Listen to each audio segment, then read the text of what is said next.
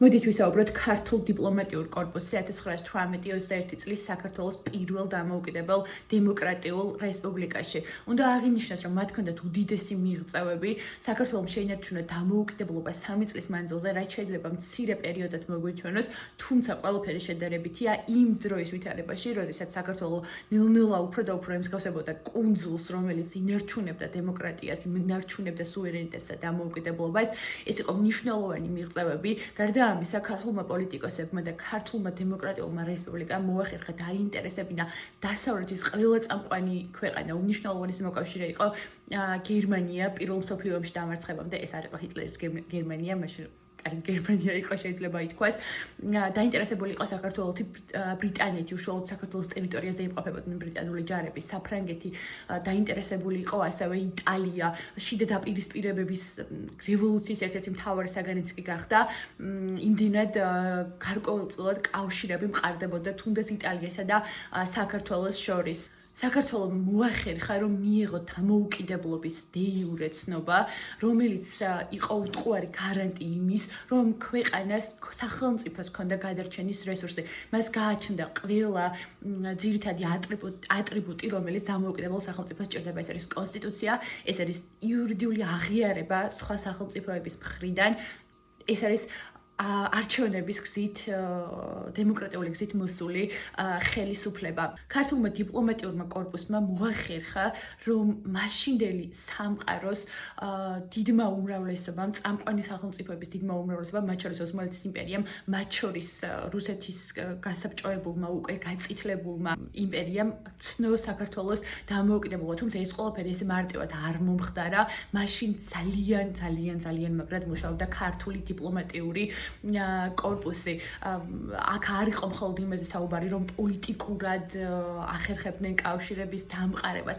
აქ იყო ასევე ეკონომიკური მოლაპარაკებები, აქ იყო ასე ეკონომიკური დაინტერესება დასავლეთით. აქ იყო მნიშვნელოვანი იდეოლოგიური დაინტერესება, ამ დროს სოციალიზმი უფრო და უფრო მეტად იკიდებდა ფეხს, თუმცა ქართველები ნოე ჟორდანიას ხელმძღვანელობით ქართული მთავრობა, როგორც ვიცით, წარმოადგენდნენ მენშევიკებს და ასევე იდეოლოგიური უფრო რაღაც საერთაშორისო გავლენებისთვისაც მნიშვნელოვან როლს ასრულებდნენ ისინი. არაჩვეულებრივად მუშაობდა ქართული პროპაგანდა, შეიძლება ასე ვუწოდოთ.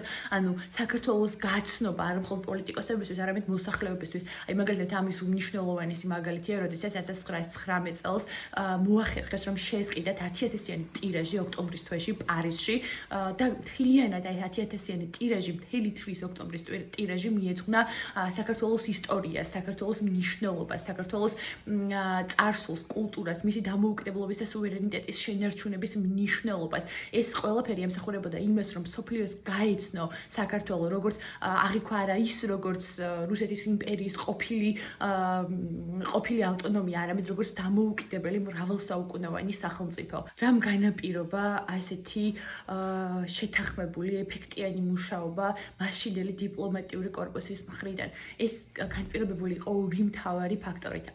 ისინი არ ებრძოდნენ ერთმანეთს, მაშინდელი პარტიები ძირს არ უთხრიდნენ ერთმანეთს, პირიქით ძალიან შეთანხმებულად მუშაობდნენ და საკმაოდ მრავალპარტიული იყო მაშინდელი პოლიტიკოსთა კორპუსი, შედგენილი ერთიანობით, იყვნენ სოციალ-დემოკრატები, იყვნენ ეროვნულ-დემოკრატები, იყვნენ სოციალისტ-ფედერალისტები, ანარქისტები, მაგრამ ისინი მიმოწერებიდან და არქივებიდან ირკვევა, რომ რეალურად ბევრად უფრო ხშირად აკრიტიკებდნენ თვითონ შიდა პარტიაში ერთმანეთს, ვიდრე ერთმანეთს.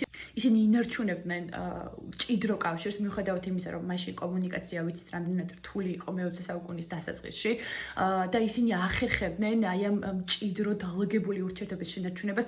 კი შესაძლოა იყო რაღაც მომენტები, როდესაც მაგალითად ერთმანეთს გარკვეული ურთიერთგანსვლა ხდებოდა. აი აქაც დიპლომატიური ურთიერთობა ჰქონდათ ერთმანეთთან. მაგალითად კარლო ჩხეიძე და ირაკლი წერეთელი გასულები იყვნენ საერთაშორისო ასპარეზზე, იმიტომ რომ თქვა შესაძლოა მათი მაღალი თანამდებობები შესაძლოა რაღაც შეთანხმებულობაში მოსულიყო მაშინდელი უმრავლესობის ნოე ჟორდანიას მთავრობის რაღაც გარკვეულ ფლანგებზე და შესაბამისად აი აქაც განაწილება მოხდა, რომ ვინ უნდა წასულიყო, ხო? ნუ რა თქმა უნდა ისინი თავისთავად გამოირჩეოდნენ დიპლომატიური მისიებით და აქ არ იყო მხოლოდ ერთ და ორ პოლიტიკოსზე საუბარი, აქ არ იყო მხოლოდ აკაკი ჩხენკელზე საუბარი, მაგალითად, რომელიც იყო უძლიერესი დიპლომატი და რომელმაც რეალურად გერმანიასთან შეთანხმება აი ასე გააძლიერა და ასეთი მჭიდრო კავშირის დამყარებაში ასეთი დიდი როლი შეასრულა. აქ არის საუბარი ურთიერთ დამოკიდებულებაზე, რომელიც აძლიერებდა მათ ურთიერთობას. აქ არ არის მხოლოდ კიდევ ერთხელ ვიმეორებ ერთი კონკრეტული სახელი და გვარი. აქ იყო მაგალითად ალექსანდრე მდივანი, გეგე ჭკონი, რცხილაძე.